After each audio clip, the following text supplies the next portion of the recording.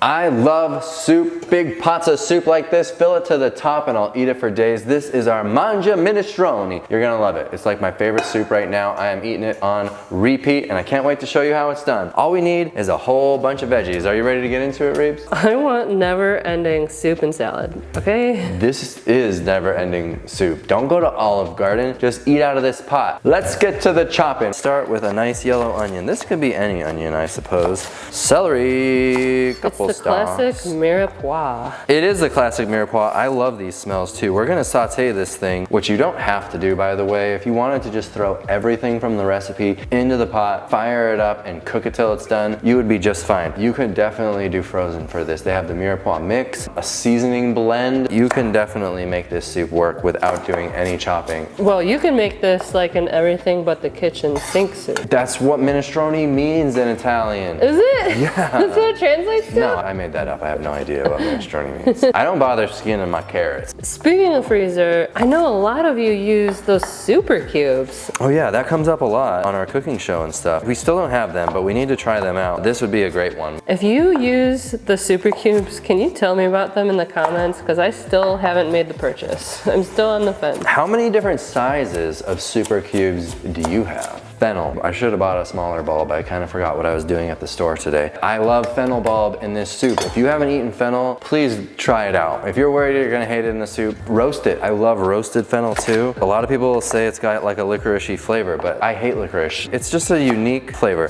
And it's not strong in this soup because this is a big soup, like you're not gonna notice. If you don't have it or it's not easy to get where you are, just leave it out. You're not gonna miss it. Throw in some Brussels sprouts. Every day I'm Brustling. Yeah. Now let's chop up some gold potatoes, whatever potato, but I like the golds because they keep their shape. They don't just melt into mush like a russet potato. Whatever bite-sized pieces you like. I have to tell you, I'm struggling a little bit on my weekend eating. We have an amazing routine, right, Reebs, during the week. We're so busy too, so like you don't even have a chance to eat junk food because we'd have to go out for it. We don't have it here, and we don't really go out for it. How are you doing? How is your healthy eating going? Are you able to stick to it a little better these days? Are you struggling? What's going on with you? But for me, the weekends are the hard part. That's when I'm finally not working. We get more than like only a couple hours with the kids so we can actually hang out. So we're out and about and then we're like, well, the easy thing to do now is to grab food. It's not a great way of doing things. It definitely helps to stay busy and have things to do. If you're sitting around just mulling over what you're gonna do next, it's the American way to just go get food. Yeah, that's so true. I'm making these potatoes kind of small. I don't like big stewy potatoes. Do you like your veggies in your soups like big, like stew vegetables? Or do you like them small, like bite-sized? Myself, I like a spoonful that has so many different things on it rather than just one big chunk of potato.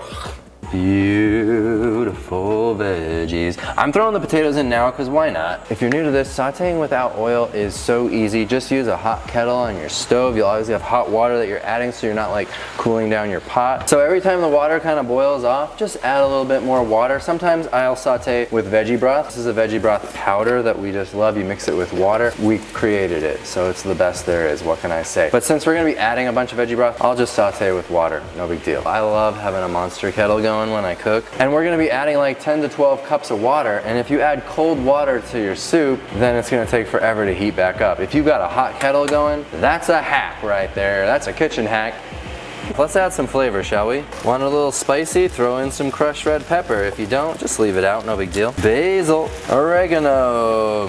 Since this has a lot of tomato in it, which gives it a lot of acid, I love to add some sweetness. Our date powder is the perfect addition. I love cooking with dates. It's whole food. It's not ultra concentrated sugar, and it tastes really good. How about some nooch? You're not gonna find that in a traditional minestrone, but I just love nutritional yeast in things, so we are adding it. Oh boy, I'm getting dry. We need to add some juice. Get some juice in there and stir it up. This smells so good. You're gonna love it. Tomato paste, one whole can. That's why I made the soup this size. While that's cooking, let's get to a little more chopping. These are the things that don't need quite as much time to get soft like the stuff I just sauteed. We're just kind of willy-nilly chopping some cabbage. It's gonna shrink, so you don't have to be like too picky about it. But again, if you don't want to chop, you can find it in the pre-chopped, ready-to-go bags. How about a handful of green beans? That's about a handful. close enough. I don't really measure, to be quite honest with you, as you might know about me. But I still have the recipe for you, so click down below. How about a zucchini? I love zucchini. I don't even know if any of these ingredients are like traditionally in minestrone. It said minestrone is Italian for everything but the kitchen sink. But I made that up. I just don't know if it's true. Let's throw them in and get this thing